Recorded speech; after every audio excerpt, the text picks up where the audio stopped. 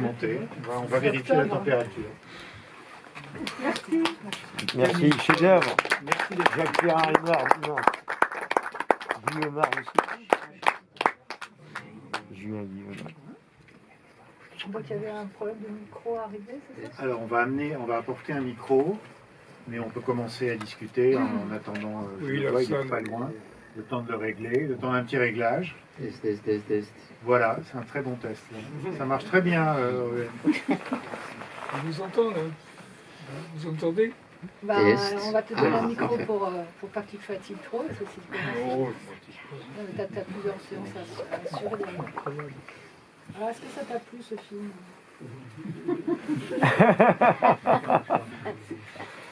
j'ai du mal à ne pas pleurer. Oui, hein. Pas tellement à cause du film, mais Oui, aux gens qui n'y sont ce plus. film est, oui, voilà, c'est un cimetière. Et puis c'est surtout un hommage à Jacques Perrin qui est pour moi un des hommes les plus loyaux, les plus justes, les plus forts et les plus grands acteurs qui aient jamais existé en France. Il y en a d'autres, bien sûr. On ne peut pas éliminer Depardieu, qui est un type immense, mais c'est pas la même facture. Enfin, Jacques était incroyable quand. Je crois que je l'ai déjà raconté tout à l'heure, mais quand il nous a prêté l'argent, les 50 000 balles pour faire notre société, je lui ai rendu, il m'a dit, mais on ne rend jamais l'argent au cinéma. C'est une drôle de façon de rentrer dans la profession. Non, c'était un garçon d'une telle pureté et il avait besoin qu'on le dirige. Il y a des acteurs qui n'ont pas besoin de dirige. Lui, il avait vraiment besoin. Il était toujours en manque, en demande. Et je lui répondais toujours de façon très courte, très stricte. Lève la tête, simplement. Lève la tête. Rien d'autre. Ah, d'accord. Bien, là, mets ton bras ici, et puis va vers le chien là-bas, prends ta laisse, baisse les yeux, relève-les. De la gestuelle, uniquement de la gestuelle. On ne peut pas diriger Jacques Perrin, je veux dire. C'est tellement un acteur immédiat. Ouais. Si je vous disais que si on a fait 2 prises, peut-être une dizaine de fois, c'est pas plus. Donc c'est la première prise. Parce que, en fait, Non, garde le micro, moi je vais essayer de porter un peu la voix. Ouais, ça change pas. Mais... Non, mais c'est pour des trucs d'hygiène et tout. On ne prend pas de risque comme ça. Non, mais avec le Covid, soyons très prudents, effectivement. Voilà. Si votre voix apporte pas, je répéterai les questions. Voilà, sinon il faut traduire. Il y a un tournage. Non, parce qu'en fait, j'ai pas revu le film, je ne sais pas quelle est votre impression, mais c'est un film que je connais assez bien. Et ce qui m'avait beaucoup marqué dans le film, c'est cette forme de somnambulisme. Tu disais en préambule que tu l'avais écrit au cours de quelques nuits blanches. Et ce qui me marque, c'est que le film, à l'arrivée, a gardé cette impression somnambule avec laquelle tu l'as écrit. Et ça, je me demande toujours comment est-ce qu'on arrive à mettre un film dans le même état que l'on était soi-même quand on l'a conçu. Et comment tu as réussi à l'arrivée, par un effet comme ça, de rendre cette habitude de la fiction de crime que toi, qui dans tes errances nocturnes dans Paris et sa proche banlieue, tu as rencontré dans tes balades. J'ai vu un mec sortir à l'horizontale avec un coup de couteau dans le dos. Avec un coup dans le dos, j'ai vu plein de choses terribles. Et puis j'ai vu des gens extrêmement gentils qui s'emmerdaient, qui avaient envie de parler, c'est tout. Mais comment j'ai arrivé à ça? Mais je n'ai pas retravaillé le scénario en fonction du contexte du tournage. Je n'ai rien touché et je me suis parfaitement rendu compte. Vous m'entendez là? Oui. Il faut bien garder le micro près de... Oui, voilà, je me suis vraiment appliqué à ne pas... On peut considérer, pour les gens qui aiment le cinéma cadre et tout, qu'il y a des fautes de temps, de trucs. Non, j'ai gardé ça parce que c'est une errance, et donc il ne faut pas... Dans une errance, je parle pour moi en tout cas, dans une errance, on ne retient pas tout. Ce qui veut dire qu'il y a des moments qui n'existent pas dans la tête. Et on passe donc d'un plan à l'autre, pareil dans le film, avec peut-être un faux raccord. C'est pas très important parce que c'est justement ça qui est la base du film, c'est que du somnambulisme, c'est un petit peu ça, c'est un peu c'est un rêve éveillé. Qu'est-ce qui a existé vraiment dans cette histoire? On peut se poser la question. Qu'est-ce qui a existé vraiment? C'est pas important. C'est peut-être simplement un enfant, ça c'est vrai, qui a assisté à un meurtre et qui a tenté de le reproduire. Mais peut-être que le fait qu'il ait tenté de le reproduire est une fiction dans la tête de l'enfant. Peut-être que tout le film est dans la tête de l'enfant. Oui, d'ailleurs, le premier plan qui est un plan séquence, qui a une forme de complétude comme ça sur l'enfance et sur l'espèce de monde clos et parfait. Et après, le film n'est que hachure et que montage par bribes de quelque chose qui pourrait être de l'ordre, en effet, du mauvais rêve, ou du cauchemar, ou de l'errance. Et c'est vrai que Jacques Perrin, que tu as choisi, j'imagine, à dessein, représente très bien cette espèce de petit prince tueur, puisque c'est un film de serial killer avant la lettre. Enfin, donc voilà, comment est-ce qu'on travaille avec une espèce d'angélisme noir comme ça que Perrin apporte, mais qui était déjà à l'origine du projet, je pense. Oui, mais bon, il a lu le scénario, on a parlé 5 minutes, mais c'est tout, hein, c'est pas... Ça s'est fait comme ça. La seule chose qui était importante pour moi, c'était de dire que la nuit a 2 visages. Et que lui ne s'en rend compte, pour lui la nuit c'est une espèce de béatitude au départ. À partir du moment où il est trahi par Simon, la scène dans le truc avec le parapluie et tout ça, il y a un zoom sur lui qui s'avance avec lui et il ment, il dit c'est l'inspecteur Bellet pour questionner. Il dit non, c'est l'inspecteur machin. Donc maintenant il sait que c'est un flic, qu'on lui a menti. Et là, lui saute à la gueule l'autre visage de la nuit. C'est l'ensemble des meurtres qu'on voit avec la sublime musique de Roland, je dois dire, elle est incroyable, qui se termine, qui voit au passage, un travelling arrière sur le gosse, dans la nuit.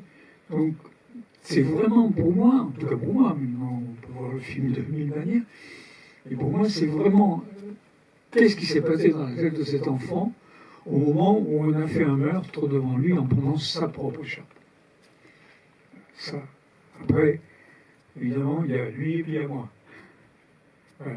Le film se situe entre lui et moi. Oui, parce que alors, si je ne dis pas de bêtises, quand on voit la mère lui dire au revoir dans la nuit, et après, c'est Sonia Saviange qui fait la scène. Oui, c'est ça. Hein. Oui. Donc en fait, c'est le meurtre de la mère qui ouvre le film quasiment. Exactement. Et qu'après, il est temps de reproduire. Et ce que j'aime bien chez toi, c'est qu'en fait, il n'y a pas de... en aucune manière, ça raccroche à une forme de lecture psychanalytique. Il y a quelque chose de plus cinématographique sur ce qu'on fait formellement d'un meurtre qui est en effet à la fois son mauvais rêve, mais son état de béatitude, parce qu'il y a quand même une façon de commettre des crimes comme une forme de scène primitive à toujours tenter de reproduire infiniment. Mais c'est un ange. C'est ça. C'est un ange. Le personnage de Jacques Perrin, c'est un ange. Oui, c'est ça. Ou bien, je répète, la projection dans l'avenir, dans la tête d'un enfant. C'est ce que j'ai senti aujourd'hui, c'est la première fois que je sens ça. Je me dis, mais c'est peut-être tout dans la tête de l'enfant qui a écrit le scénario à ma place, en gros. Voilà. Oui, comme... Mais le tournage a été un rêve, vraiment. Bon, j'ai attendu 4 ans pour faire ce film, c'était dur, c'était très difficile. Très, très, très difficile. À monter? Le financement. Oui, le financement, oui. Oui, donc j'ai eu l'avance sur recette, et puis après il me manquait 150 000 balles. Et j'ai dit c'est foutu. Voilà. Et j'allais à. Enfin, ceux qui liront mon autobiographie retrouveront tout ça, mais j'allais au CNC pour signer des papiers, et je me trouve nez à nez avec Christian Ferry, qui était un type de la Fox. Christian Ferry m'avait proposé un film, parce qu'il avait posé à Truffaut, et Truffaut lui a dit donnez-le à Vecchiali, il fera mieux que moi. Ah oui? Oui. C'était La Promesse, avec Jacqueline Bisset. J'ai lu le scénario. Alors, je suis retourné voir Christian, je lui ai dit écoute, moi je peux me débrouiller à rendre intéressant un film, une histoire qui ne l'est pas trop, mais rendre commercial un film qui ne l'est pas du tout, je n'y arriverai pas. Donc vous allez vous casser la gueule avec ce film, et c'est moi qui porterai le battage. On va m'accuser moi. Ce film n'est pas possible. D'ailleurs, il a été fait après par le fils de Jacques Feder, en double direction, et ils ont fait 1 semaine au Colisée, c'est tout. C'était une histoire impossible. Un gosse qui devient amoureux d'une bonne femme et qui se tue en s'enfermant dans un truc, tu sais, où on met les vêtements avec le... Ah oui, oui, Tu vois, un truc en plastique où on met les vêtements, et oui. puis Oui, la ouf. ensuite on tire on s'enferme, quoi. Il s'enferme et il se tue comme ça, là-dedans. Bon, je suis un peu tendu, c'est vrai, mais pas à ce point-là. Donc j'ai refusé ça. Et là, par hasard, je le rencontre et il me dit mais qu'est-ce que t'as l'air complètement cadavérique. Je raconte, je lui dis bah voilà, j'ai l'avance et puis tout est prêt. Il me dit qui tu as, j'ai dit Jacques Perrin, Guillaume et... Et combien il te manque? Je lui dis 150 000 balles. Il me dit bah je te les donne. Quoi? Il dit oui, parce que je suis à la Fox, mais la Paramount m'a engagé pour faire par an 5 films d'auteur. Et à l'instant même, c'est la folie, il y a un des 5 qui s'est désisté. Non, j'ai le fric, je te le donne. C'est comme ça que le budget a été... Ouais, alors je suis monté à toute vitesse au CNC, cinéma papier, en chantant. Et puis voilà, moi j'ai appelé tout le monde, j'ai dit ça y est, on part, on démarre. C'est assez miraculeux, mais j'ai attendu 4 ans parce que. Comment s'appelait le producteur de Chabrol? Kermitz? Hein? Kermitz? Non, je suis d'avant. Non, avant. Génovès? Génovès, elle adorait le scénario. Il est parti aux États-Unis pour trouver du fric, mais il a emmené en même temps le boucher. Ah oui. Ah oui. Alors, Chabrol Vecchiali, à l'époque, il n'y a pas photo, quoi. Donc ils ont choisi le boucher, et D'accord. alors ça c'est le truc. Il y avait aussi, j'ai oublié, le producteur de la Nouvelle Vague, Beauregard, qui était très intéressé, puis finalement, ça a filoché, et je perdais vraiment confiance. Et alors ça, il faut que je vous le raconte parce que c'est assez drôle. Je voyais toutes les semaines dans le film français Cinderella Production. Avec des grands trucs, vraiment une pub costaud. Et j'ai dit, bon, qu'est-ce que je risque? J'ai envoyé le scénario à Cinderella Production. Au bout de 2 semaines, rien, j'appelle. Je tombe sur Paul Loucar Solizaire, parce qu'à l'époque, il avait 3 prénoms.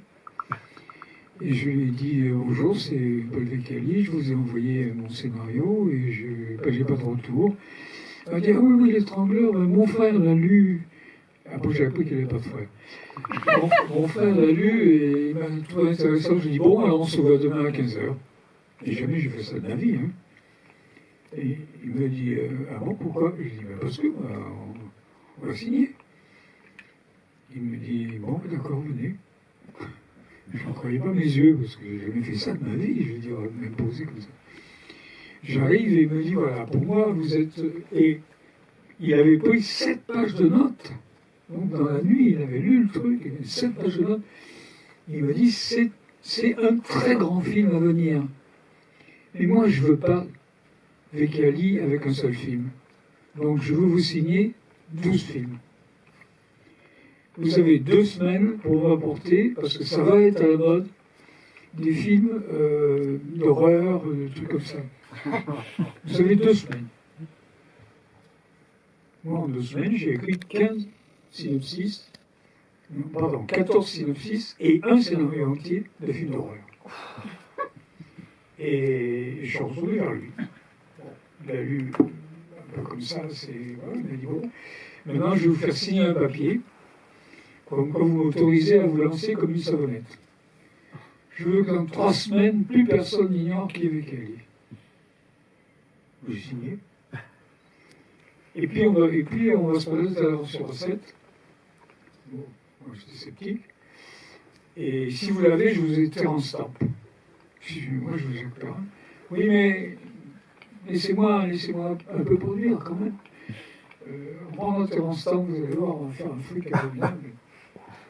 Moi je veux beaucoup, terrain stamp. Ça m'ennuie.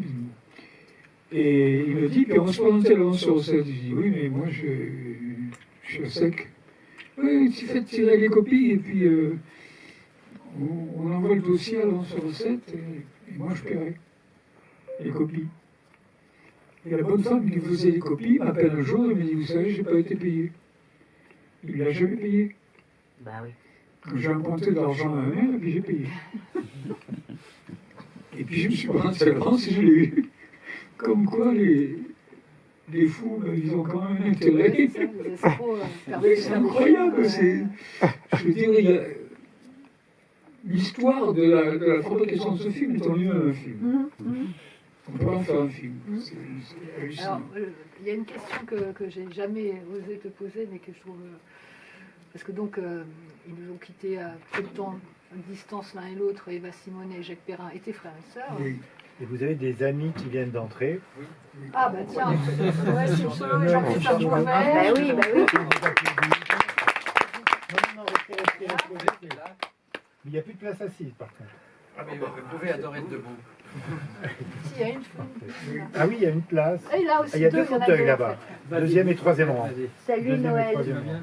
Ouais. Bon, Voilà, et oui. donc en fait, c'est quand même très troublant qu'il y ait cette espèce de rapport amoureux entre 2 acteurs, frères et sœurs. Comment tu as géré l'inceste sur le tournage quasiment, quoi? Je ne dirais pas qu'il y ait de l'inceste, mais il y avait un lien tellement fort entre Eva et Jacques. Et à mon avis, Jacques est mort après, à cause de ça, Ah bon? à cause de la perte d'Eva. Je suis à peu près certain. Qui elle-même est devenue attachée de presse Oui. assez célèbre. Oui, après, et d'ailleurs avec moi. Oui, mais moi je me souviens. Dont le film de Simpson que j'ai produit. Et d'ailleurs, j'avais fait une petite astuce qui a fait le tour de Paris. J'avais dit Cauchemar, puis c'était le titre que j'aimais beaucoup. C'était un grand film, et j'aime toujours beaucoup, mais qui n'a pas fait d'entrée. Et je lui ai mis Cauchemar, c'était pas de la tarte, mais le but est atteint. Et ça a fait le tour de Paris. Petite bêtise encore que j'aime bien faire. Et donc sur le tournage, comment tu gères un frère et une sœur qui... J'avais 2 comédiens, on ne gère pas un frère et une sœur, on gère 2 comédiens. C'est rare quand même que ça arrive comme Et, ça. et en plus, ma vraie complice sur le film, c'était Eva. Oui. Elle était 100% pour le film. Elle m'a vraiment aidé. Jacques ne voulait pas le faire. Hein.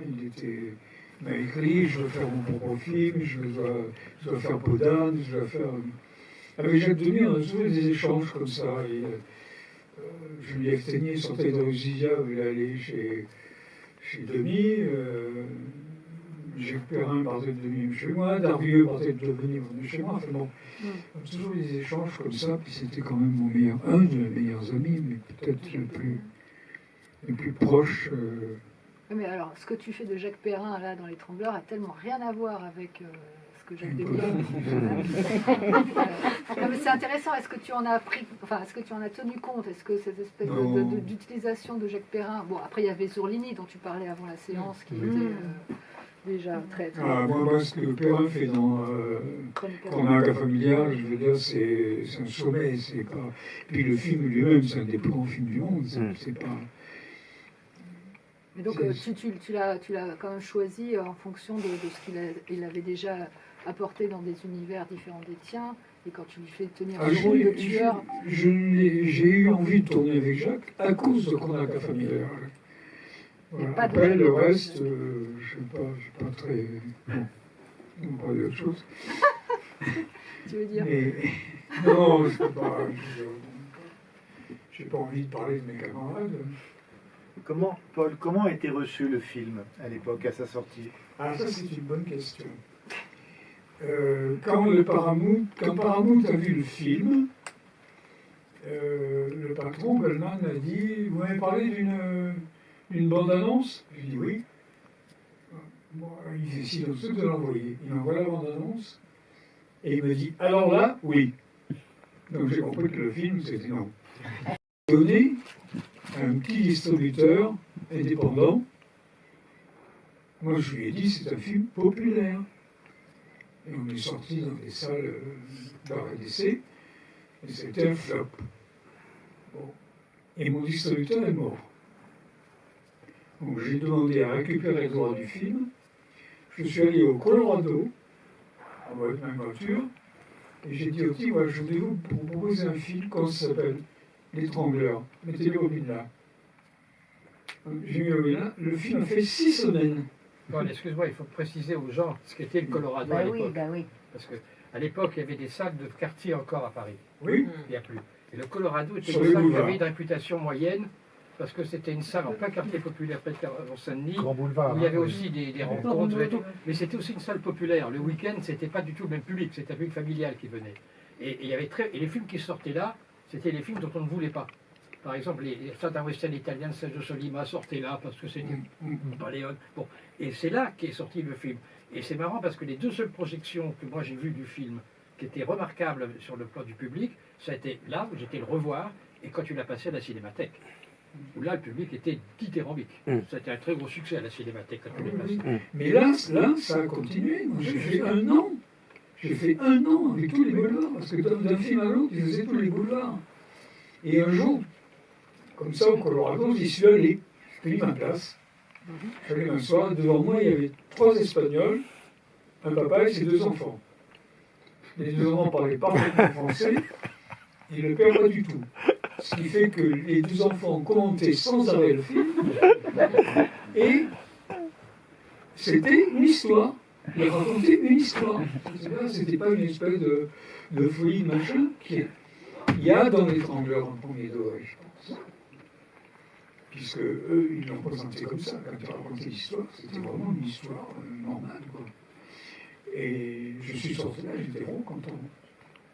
Et après, il a fait, après les 6 semaines ou 5, je ne sais plus, du Colorado, mais il a fait tous les boulevards. Et j'ai gagné beaucoup d'argent. Voilà. Le métier, il est comme ça.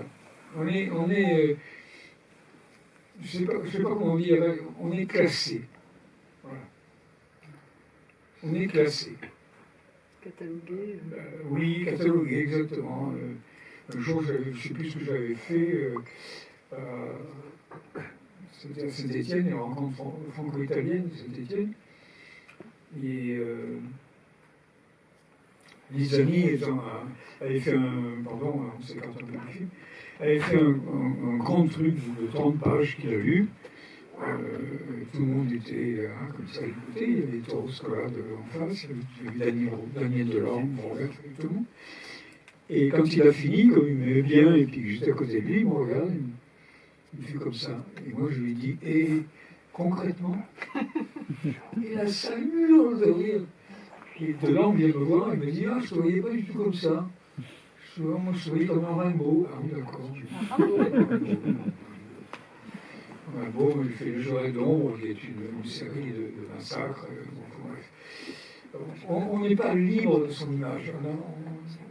L'image que les gens prennent de vous ne vous ressemble pas du tout. Je n'arrive pas à comprendre. Moi, je ne suis pas...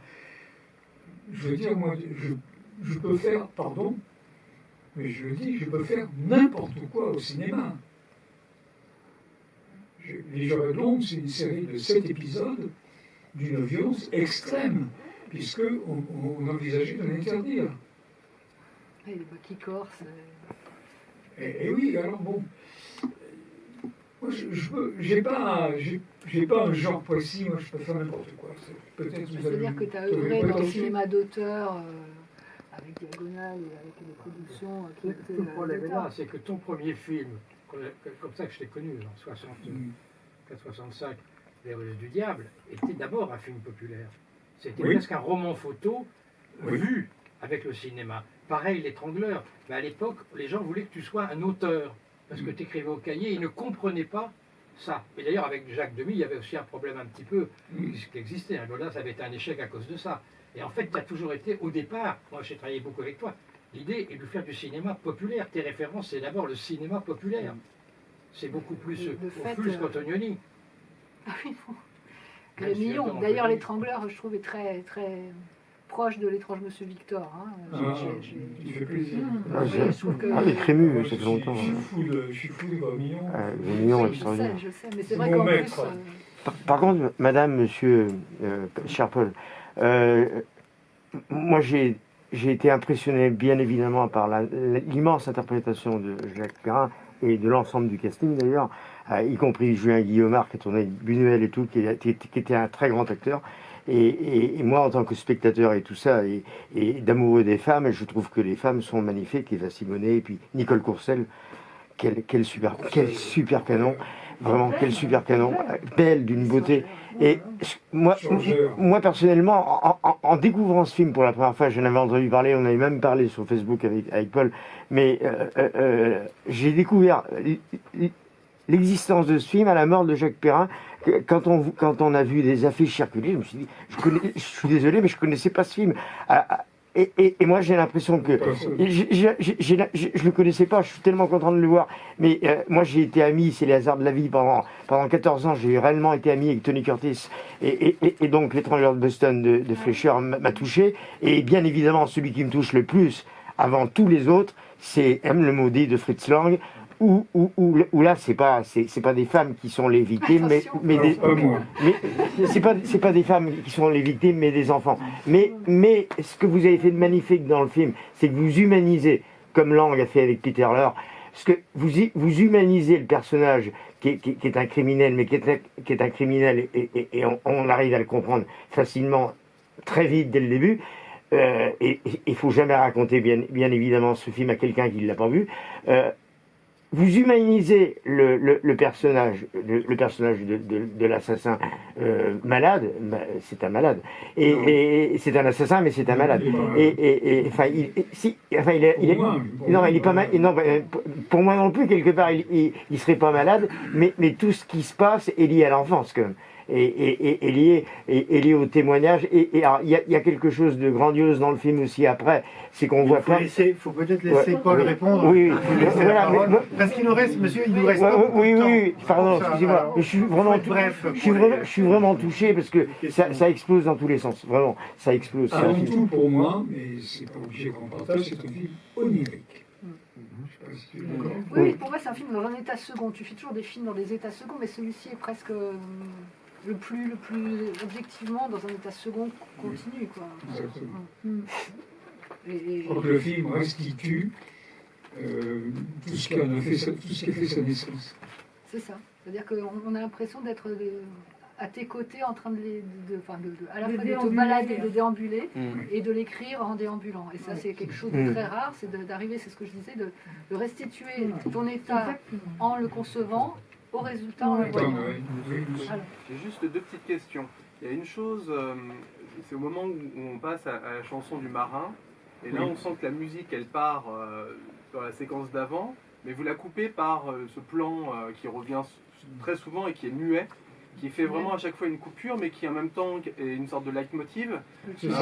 Et ça, je me suis demandé si c'était une idée qui vous est arrivée au moment du montage, où finalement, parce qu'on sent qu'il y a un lien entre les deux scènes. Non, c'est dans le scénario, c'est-à-dire ces plans muets sont l'annonce d'un nouveau crime. Oui, ça, d'accord. Et Et juste généralement, sur la fin du dernier plan, il y a le son qui revient. Ouais. Alors vous avez dit la chanson, et ailleurs il y a autre chose. Le dernier plan, hop, ça enchaîne avec le son. et ça, c'était une idée déjà dans l'écriture. Enfin, Dans l'écriture, c'était d'accord. ça. Et autre chose, bon, évidemment, c'est la rue qui traverse le cimetière du Montparnasse, c'est ça? Oui, c'est la rue Émile Richard, c'est pour ça que j'ai appelé Ah oui, Émile. d'accord. Et autre chose, c'est ce choix donc d'Eva Simonet qui reprend exactement la silhouette de l'enfant. Et moi, je suis toujours troublé par cette fin, enfin même pendant tout le film, par l'identité de cet enfant que j'associe plutôt à elle que Oui. quelque part à Perrin. Et évidemment, comme ils sont frères et sœurs, il y a une similitude, mais j'ai plutôt l'impression que c'est elle, notamment qu'elle reprend l'écharpe. Enfin, et c'est très troublant, c'est ce que j'aime beaucoup. Oui, elle lui enlève l'écharpe pour le prendre. C'est une belle remarque. Ce que je voulais dire, Paul, c'est que ce qui m'a été étonné, je l'avais dit quand on a vu le film, c'est qu'il n'y a jamais de manichéisme. C'est-à-dire qu'il existe un roman qui est l'inverse de L'étrangleur, que tu as peut-être lu, que Monsieur Zéro de Jim Thompson. C'est un type qui croit tuer les femmes, il les tue pas, et le type, le chacal, en fait, les tue. Là, c'est un peu différent. Bon. Mais c'est-à-dire que moi, ce qui m'avait étonné, c'est qu'on ne sait jamais quand c'est le rêve ou quand c'est la réalité. La grande scène des fantasmes, est-ce que c'est un rêve momentané, une vision subjective? Et deuxièmement, mais qui peut dire que quelqu'un est mauvais dans ce film? Peut-être le type le plus antipathique, c'est Guillaumard. Oui. Il représente la justice. Et là, tu as toujours aimé travailler sur ces zones. Et je crois que c'est quelque chose qui est typique du cinéma que tu veux faire. Je montre, et ce que je cache est peut-être plus visible que ce que je montre. Je n'ai pas de vraie volonté, moi. Est-ce que tu es d'accord? Oui, mais je veux dire, c'est instinctif, c'est pas. Ah ben, j'ai pas dit que tu le faisais consciemment, je parle du résultat. Non, ta phrase, c'est le cinéma que tu veux faire, alors je réponds. Je ne veux pas faire quelque chose, c'est comme ça fait comme ça. Ok. C'est je sais pas, un rêve, un truc qui se réalise. Un dernier mot pour conclure, Paul, puisque en fait la séance prochaine approche. Alors merci. Non mais merci à vous. Et merci à Camille. Merci à Eh oui, vous. bravo. Merci, Paul.